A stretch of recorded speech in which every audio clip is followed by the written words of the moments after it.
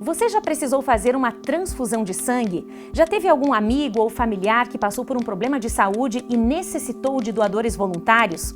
No Brasil, 3,5 milhões de pessoas realizam transfusões de sangue todos os anos. Sensibilizar a sociedade para a doação regular ainda é um grande desafio. No Outros Olhares de hoje, vamos falar sobre a doação voluntária de sangue. Fique com a gente, o programa Outros Olhares está começando agora.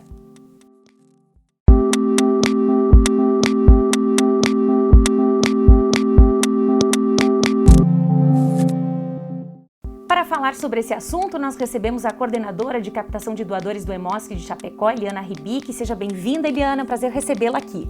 Obrigada, Juliana, é um prazer estar com vocês também. Bacana, queremos a sua ajuda aí para entender vários aspectos em relação à doação de sangue, para que a gente possa garantir aí que os estoques estejam sempre regulares, né, e abastecidos, porque a gente nunca sabe, né, Eliana, quando a gente vai precisar, né? Isso aí. Queria entender contigo, qual é o maior desafio do EMOSC hoje, atualmente?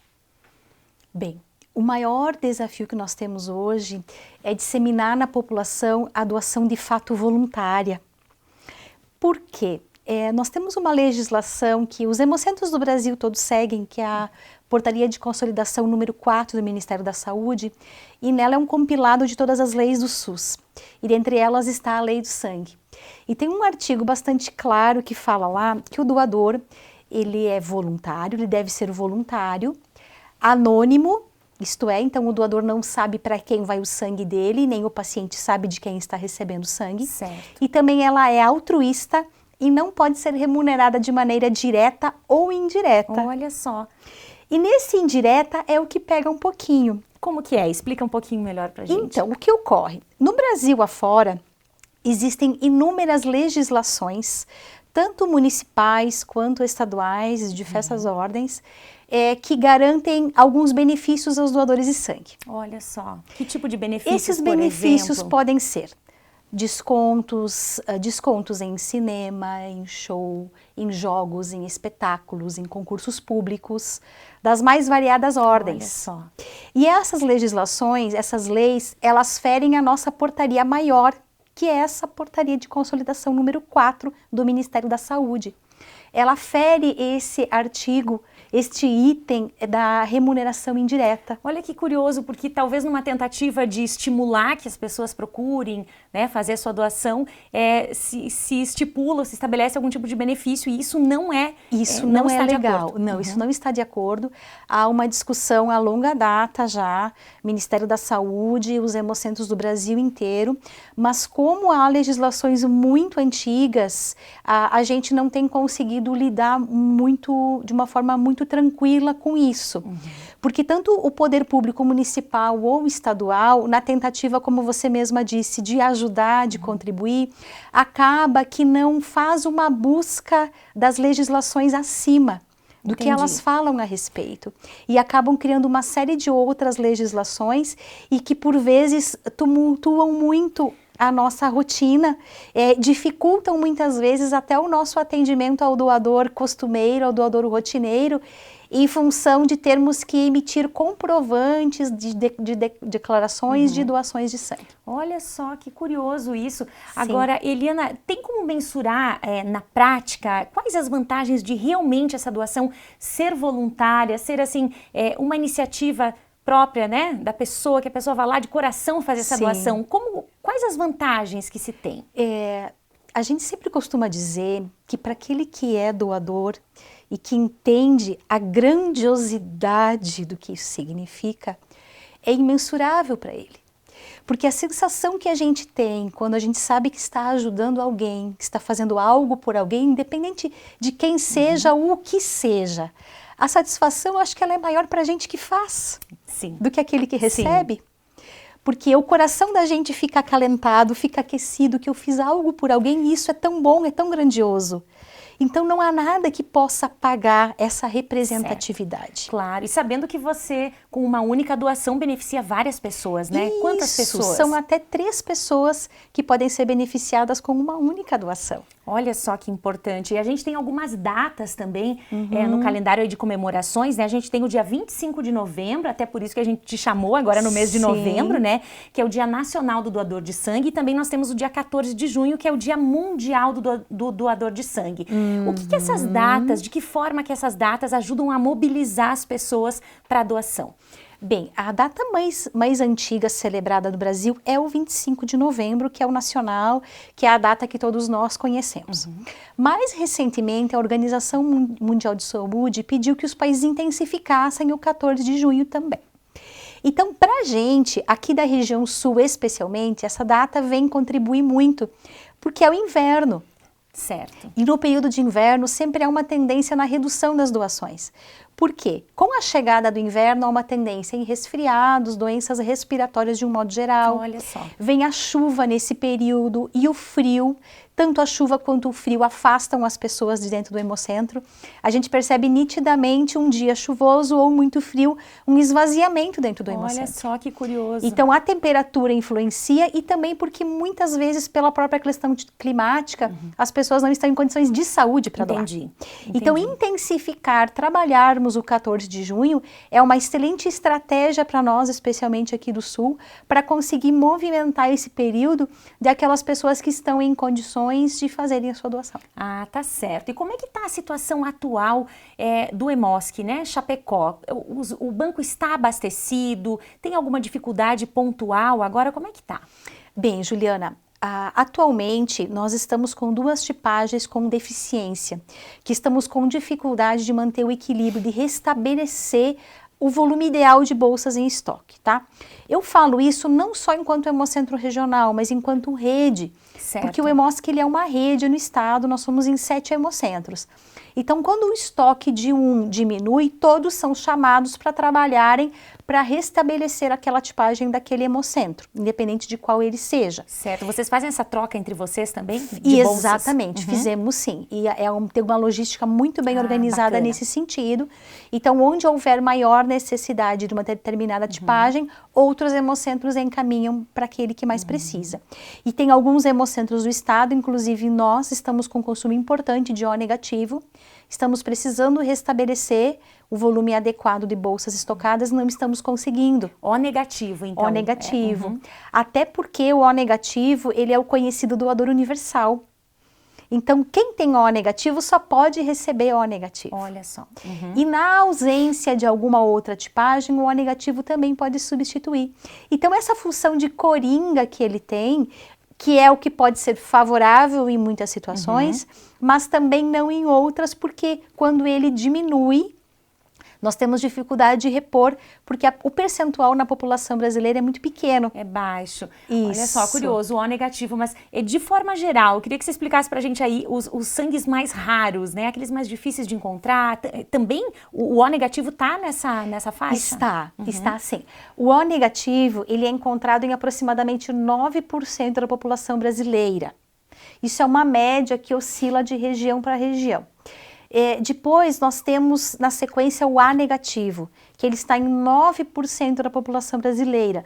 Também há uma certa dificuldade quando ele tem uma queda. Certo. Depois temos o O positivo, que embora seja o mais facilmente encontrado na população, mas é aquele que quando ele diminui a tipagem, nós vamos demorar para conseguir restabelecer, porque geralmente quando baixa muito. Olha só, uma curiosidade, né? Isso. Então a gente também tem uma dificuldade de fazer o restabelecimento da tipagem O. Se a gente for olhar na tabela, por os mais raros por percentual, está o AB negativo. AB negativo. AB negativo. Somente 0,5% da população brasileira possui essa tipagem. Nossa, e quem precisar, então? Então, ele é absolutamente raro. Porém, quem tem AB pode receber sangue A, pode receber sangue B, pode receber sangue O. Ah, importante. Então ele não fica desabastecido, pelo menos, né? Não, é difícil encontrar especificamente o AB negativo, mas se ele precisar, os demais conseguem atender. Interessante. Olha só, Eliana, tem alguns dados aqui do Ministério da Saúde, gostaria de checar contigo se faz sentido, se esses dados conferem aqui com a nossa região também, Tá. Que diz que 1,6% da população brasileira é doadora de sangue, né? Ou seja, 16 pessoas a cada 1.000 habitantes, mais ou menos, e embora esse percentual ele esteja dentro da faixa recomendada pela OMS, aí, que é de 1 a 3%, a gente ainda precisa melhorar, né? A gente ainda precisa avançar, você considera? Ou dá para se dizer que a gente chegou num patamar assim mais tranquilo da doação? Bem, eu acho que nós estamos no momento de estabilização do percentual. O nosso percentual na região está em torno de 1,8%, 1,9% há bastante tempo já. Esse percentual ele é adequado ao fornecimento. Certo. Nós não temos falta generalizada de sangue, isso não ocorre. O que ocorre são realmente faltas pontuais, certo, que é o que está ocorrendo agora, mas que na maior parte do ano ela sequer ocorre. A gente passa meses que nós não temos carência sequer do O negativo. Olha, mas aí que está a importância da regularidade, né? Isso, perfeito. A gente sempre fala realmente sobre isso, sobre a regularidade das doações. Então, o homem pode doar a cada 60 dias, no máximo 4 doações em 12 meses. A mulher a cada 90 dias, não mais do que 3 doações em 12 meses. Então, quando o doador ou a doadora faz a sua doação no Hemosk, ele recebe um cartão, onde nele tem a data que ele está liberado para fazer uma nova doação. A partir disso é um controle das doações que ele pode fazer durante o ano. Certo. Então, seguindo essa regularidade, é justamente isso que nos ajuda a não termos falta sequer especificamente de alguma tipagem. Ah, que bom. Que bom que chegamos nesse patamar e a gente continua aí com esse apelo, né, para que as doações se mantenham, para que quem tem essa vontade também de ajudar, que também procure, né, Eliana, assim, independente de qualquer situação, é sempre bom receber doadores novos, que esse ciclo continue, né? Sim, é sempre uma delícia receber doador novo, porque a gente vê o brilho no olho do doador novo, né? Certo. Ele leva junto com aquela sensação de um pouco de insegurança, de um pouco de medo, porque está indo pela primeira vez, mas ele leva o brilho no olho, ele leva a vontade, ele leva o desejo de fazer algo por alguém, de doar o sangue dele para alguém. Nossa, é algo muito, muito forte realmente, né? Agora, eu queria te perguntar um pouquinho em relação à ação que foi realizada com as mídias sociais, especificamente com a plataforma, com a empresa Facebook, onde o Facebook sinaliza, avisa as pessoas que são doadoras quando o hemocentro mais próximo está precisando de sangue. Isso está funcionando? Isso teve algum retorno positivo para vocês? Como é que foi essa ação? Então, tem sido uma experiência bem interessante em 2 sentidos. Primeiro, porque é muito legal a gente falar enquanto instituição Hemosk. O Hemosk aqui em Santa Catarina, ele está entre os 5 hemocentros que foram beneficiados pela empresa Facebook para essa experiência, para implementar essa ferramenta. Então, nós ficamos muito felizes porque fomos agraciados junto com outros grandes bancos de sangue do Brasil. E o outro lado é que aqui no Brasil funciona de uma maneira muito diferente a doação de sangue. Eles realizaram uma pesquisa aqui em Santa Catarina e eles perceberam o quanto o perfil do doador do Brasil, especialmente de Santa Catarina, é completamente diferente do doador americano. Olha só, em que sentido, assim, que você explana? O nosso doador, ele tem um sentimento de solidariedade muito forte. Olha, que importante, que bom isso, né? O voluntariado do povo brasileiro, ele é muito forte, eles ficaram muito impressionados e a todo tempo eles perguntavam o que a gente fazia para conseguir manter todos aqueles doadores que eles estavam vendo ali circulando no Hemocentro. Só, que importante. E quando eles perguntavam, entrevistavam os doadores na sala de espera, eles ficavam surpresos, perguntando, mas por que você veio? Mas o que fez você vir até aqui? Não, eu venho porque eu dou sempre, porque eu gosto, para ajudar alguém. Essas palavras não eram comuns para eles entre o povo americano. Olha, é uma cultura, né? Uma cultura que a gente tem aqui. Isso, é cultural. Isso é muito legal a gente ver construído. Com certeza. Porque é para isso que os hemocentros brasileiros trabalham, para construir o sentimento de voluntariado, de doação voluntária entre a população. E nós estamos chegando lá. Nossa, nós estamos atingindo o nosso objetivo quando a gente ouve do nosso doador ele falar isso. Nossa, que importante, que bonito isso, né? E essa ferramenta, ela tem sido acionada em momentos específicos. Então, quando o hemocentro precisa, ele aciona a ferramenta no Facebook Certo. para poder disparar essa mensagem para os doadores que estão cadastrados. Vocês que acionam isso, apertam o botãozinho lá para dizer, olha, sinaliza, vamos chamar. O EMOSC que dá o start. Que legal, que interessante saber disso. Agora, Eliana, a gente tem bastante dúvidas ainda, mas nós vamos fazer um pequeno intervalo e já nós voltamos a falar, especialmente sobre a questão da doação de plaquetas, sobre a doação de medula e os critérios também para a doação de sangue que a gente quer esclarecer. Pode ser? Legal, tá bom. Vamos lá. Bom, então, daqui a pouquinho nós seguimos conversando sobre a doação voluntária de sangue e vamos tirar algumas dúvidas aí importantes. Fique com a gente. Quem pode doar, quem não pode doar, tudo isso já a gente vai saber. Já voltamos.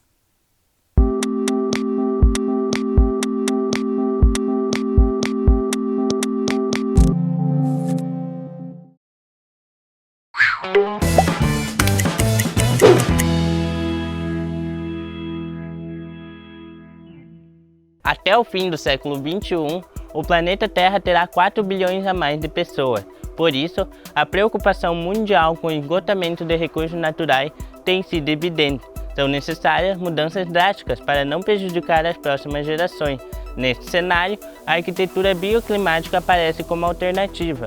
Ela busca adequar os projetos ao meio ambiente natural. Com o objetivo de se especializar nesta área, os arquitetos Flávio Lemos e Catiane Balzan desenvolveram uma pesquisa sobre a aplicação da arquitetura bioclimática em projetos no município de Chapecó. A pesquisa mostrou que os arquitetos da cidade buscam aplicar os conceitos bioclimáticos em seus projetos, mas enfrentam resistência dos clientes quanto ao custo imediato para a execução. No Brasil, existe o Programa de Desenvolvimento Energético dos Estados e Municípios do Governo Federal desde 1994.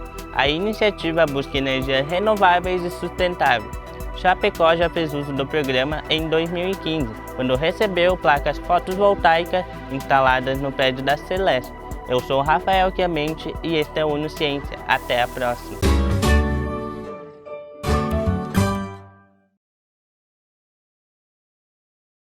O impossível precisa ser questionado.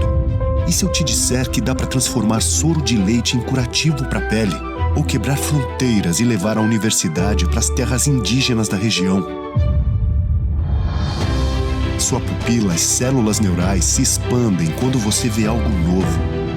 É possível o conhecimento mudar o mundo, o seu e ao seu redor. Acredite. Uno Chapecó.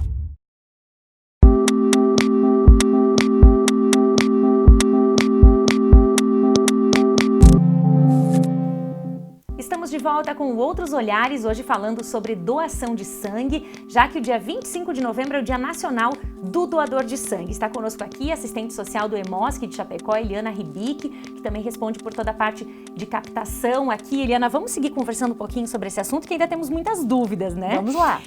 Eu gostaria que você explicasse um pouquinho pra gente como é que está funcionando a questão da doação de plaquetas e a doação de medula aqui no EMOSC de Chapecó. Então, são duas doações completamente diferentes. A doação de plaquetas é uma grande novidade que nós temos nesse último ano. Faz um pouco mais de um ano que nós implementamos a doação de plaquetas por aférese.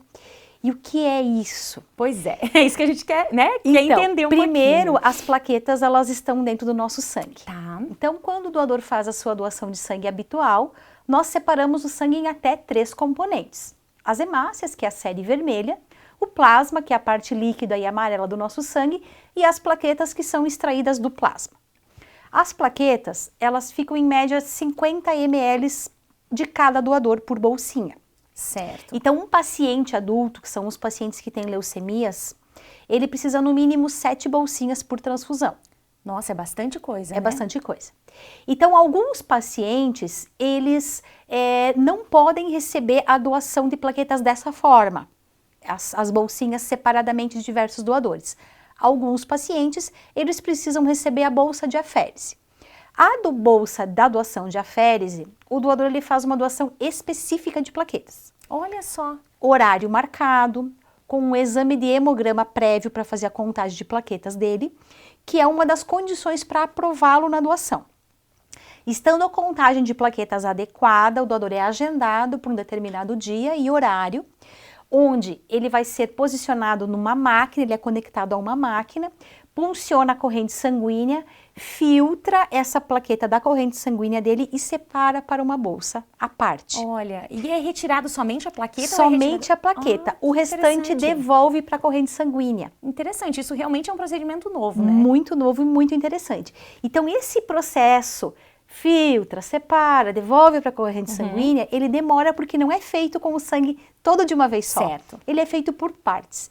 Então, esse processo ele é mais demorado, ele dura em torno de 1h30, é o processo do doador. E como é que vocês fazem essa seleção de quem vai poder doar as plaquetas? Então, além das condições habituais do doador de sangue, temos outros requisitos. Por exemplo, precisa pesar mais de 60 quilos, precisa ter uma boa veia, uma veia calibrosa que a gente chama lá dentro, aquela veia bem grossa, que você enxerga ela, né? Sim. Porque em função desse tempo que a veia vai ficar puncionada, então tem que ter uma veia boa. Pesar mais de 60 quilos, as tipagens A, AB e A. Por que só essas? A, B e B. Por quê? Porque essas tipagens têm mais facilidade para transfundir no paciente. Entendi. Uhum. E as demais, elas são mais aproveitadas, vamos assim dizer, na doação de sangue normal. Certo. Que seria o O, positivo e negativo, que são mais facilmente aproveitados.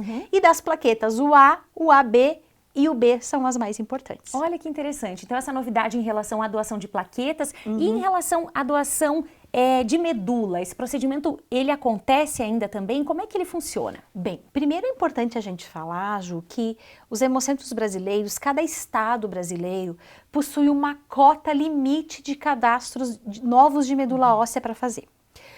É bom salientar também que o Brasil é o terceiro banco de doadores voluntários de medula do mundo. Olha que interessante, que Nós bacana. estamos em terceiro lugar. Isso reflete também o perfil solidário da nossa população. Baseado nisso, nessa estimativa e nessa cota, então nós temos um limite de cadastros por ano para ser feito. Entendi, Certo? entendi. Uma média, dá para se citar quantos? Uma média Uma de média quantos? o nosso hemocentro, uma média de 1.000 cadastros por ano. É um bom número. É um bom número. É um Olha bom que número legal. e atende à necessidade. Então, o doador ele fica cadastrado neste banco até os 60 anos de idade e tem sido fundamental, o Ministério da Saúde tem nos pedido que a gente frise muito para que as pessoas cadastradas atualizem os seus cadastros. Ah, entendi. Isso é muito importante, inclusive, para que quando seja necessário acionar esse doador, que ele seja localizado rapidamente, né? Isso. Inclusive, nós temos uma situação bem recente que aconteceu com uma doadora nossa, até posso citar de onde ela é, porque o nome dela saiu nas redes sociais. É uma doadora de Cunhaporã, ela doou a medula óssea. Ela foi compatível com um paciente do outro lugar do mundo, do outro país, não era daqui. E o Redome demorou meses para conseguir localizá-la. Olha Porque ela não estava com o cadastro dela atualizado. Mas depois, no fim das contas, deu certo Deu ainda? certo, um amigo conseguiu localizá-la e ela realizou a doação de sangue dela e também gostaria de citar que vale a pena acessar o Facebook do Hemosc. Vai estar lá o depoimento dela, onde ela conta lindamente todo o processo que ela passou.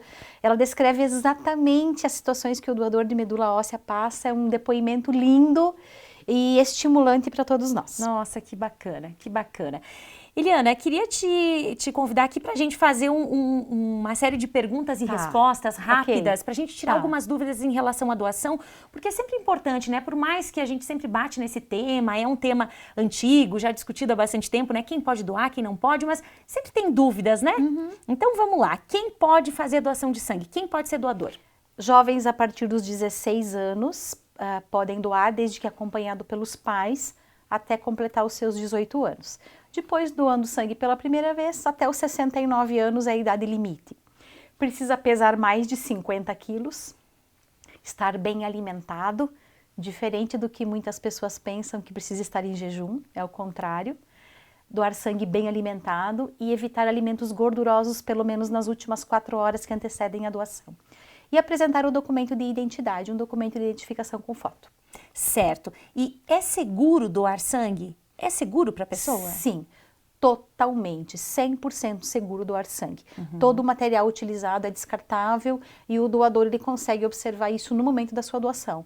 que o material que está sendo usado com ele está sendo usado pela primeira vez e que a parte do material onde foi feita a punção venosa é descartado na frente do doador.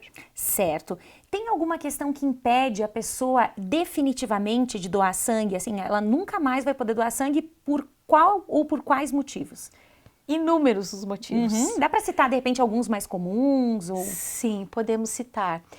Quem teve algum antecedente de câncer, quem teve algum tipo de convulsão, quem tem diabetes, hipertensos. Hipertensos tem uma parte que pode, depende da medicação que faz uso, da combinação, dosagem, precisa respeitar alguns fatores. E tem várias outras doenças sanguíneas, doenças transmissíveis pelo sangue, a exemplo do HIV, das hepatites, da sífilis, são doenças impeditivas definitivamente. Certo. Depois a gente vai falar daquelas temporárias, né, também. Quanto tempo leva o procedimento? Quando a pessoa chega no hemocentro até fazer a captação, quanto tempo leva? No máximo 50 minutos o tempo de liberação do doador. Quanto de sangue é retirado da pessoa? Até 470 ml. Depende do perfil, do peso, depende do biotipo. biotipo? 400 a 470 ml, depende do peso, sim, que se define o valor, identifica o valor circulante de sangue e define quanto pode ser retirado.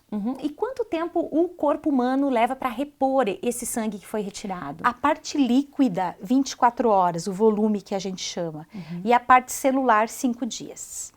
São necessários alguns cuidados especiais depois da doação? O que vocês recomendam? Sim, não fumar 2 horas antes ou depois, não praticar atividades físicas 24 horas depois da doação de sangue também, não ingerir bebidas alcoólicas e para quem exerce atividades perigosas, por exemplo, trabalhadores da construção civil, que trabalham em andaimes, ou dirigem máquinas pesadas, caminhões na estrada, então devem evitar nas 24 horas após a doação. Certo. São feitos alguns exames quando a pessoa chega no Hemosk também para fazer a doação? Como é que é essa triagem do doador? Bem, o processo do doador é assim.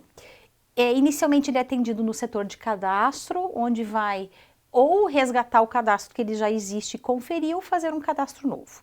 A partir desse momento ele recebe um questionário de perguntas a respeito da saúde dele e que essas perguntas que ele vai responder que a enfermeira vai avaliar para saber se ele está em condições de doar sangue naquele dia. Certo. Após ter respondido o questionário, se verificam os sinais vitais: peso, pressão arterial, pulso, temperatura e o teste da anemia. E o teste da anemia é o único exame de sangue feito antes da doação. Certo. Tá? Porque o carro-chefe é a triagem clínica, é a avaliação clínica. Legal. Então, a enfermeira é que define a partir dos parâmetros do Ministério da Saúde quem está em condição naquele momento. E aí, então, é encaminhado para a doação de sangue se estiver dentro dos critérios. E os exames de sangue somente são feitos a partir da doação. Certo, Aí que se coletam as amostras para que possam ser feitos os testes. Para ver se esse sangue realmente pode ser repassado adiante, né? Isso mesmo. Mulher grávida pode doar? Nem grávidas e nem que estejam amamentando. No período menstrual, a mulher pode fazer doação? Depende de cada mulher. Se o fluxo é aquela mulher que sofre com o ciclo menstrual, tem cólicas, tem bastante fluxo, não. A gente orienta para doar 1 semana depois que terminou o fluxo. Agora, se o fluxo é contido, é pouquinho, não tem cólica, tá tudo bem, aí não é impedimento. Tá certo. Quem fez tatuagem pode fazer doação de sangue? A tatuagem é assim. Quem fez tatuagem em estúdio, com alvará sanitário, com um profissional devidamente treinado, capacitado, que usa todos os EPIs e toda a segurança 6 meses. Se você não tem certeza que o estúdio tem todos esses critérios, 1 ano. Olha só, quem já recebeu uma transfusão sanguínea em algum momento na vida, né, depois que se recuperou da situação, pode se tornar um doador ou não? Sim, 1 ano depois. 1 ano depois. Quem já teve câncer, você comentou antes que não pode, né? Pode. A pessoa não pode ser doadora. Sim. Então, a pessoa resfriada, gripada, precisa melhorar um pouquinho? Precisa melhorar, até porque quando a gente está resfriado é porque a nossa imunidade está sinalizando que algo não está bem. No processo de doação, a gente sabe, você já mencionou aqui, historicamente, né?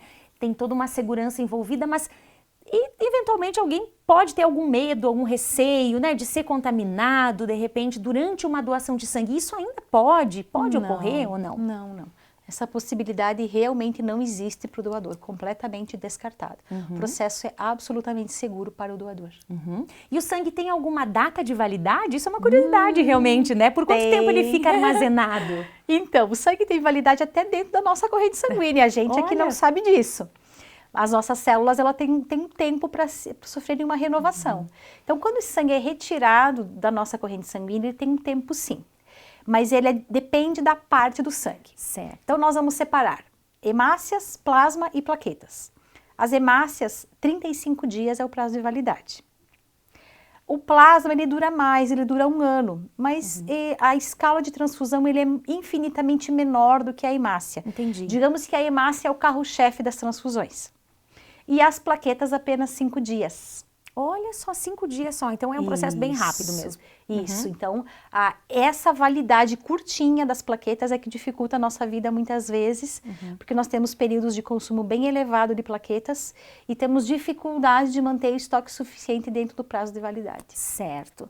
Certo, bem importante, né? Entender esses aspectos aí para quem também está nos acompanhando, se sentiu tocado, quer se tornar um doador, né? Esse ato tão altruísta, né? Como foi comentado também, né, Eliana? Agora, para a gente se encaminhar aqui para o encerramento, vocês têm uma programação bem bacana para o dia 25 de novembro, para a comemoração aí, né, do Dia Nacional do Doador de Sangue, que é uma corrida. Eu queria que você explicasse um pouquinho como é que vai funcionar essa corrida, que é no dia 23. Ela começa no dia 23, né? Como é que vai ser? Então, é uma grande corrida, é uma ultramaratona. Então, essa ultramaratona, ela vai ser um trajeto de 160 quilômetros. O atleta Denis, ele vai sair de Joaçaba no dia 23 de novembro, às 8h30 da manhã, da frente do Hemocentro de Joaçaba. E ele vai chegar em Chapecó entre 9 e 10 horas da manhã do dia 24. Nossa, que disposição, no domingo hein? Pela manhã. Então, são aproximadamente 24 horas de corrida.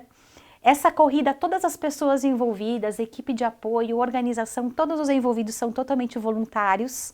Não existe financiamento de nenhuma ordem, isso é importante falar, de nenhuma ordem. É o altruísmo que está envolvido nesse evento mesmo. É uma forma de chamar atenção para a causa da doação, né? A ideia é essa, é chamar a atenção para a causa da doação de sangue e que então essa corrida, esse grande desafio de 160 quilômetros realmente fique na história e chame a atenção das pessoas para aquilo que é tão simples de fazer.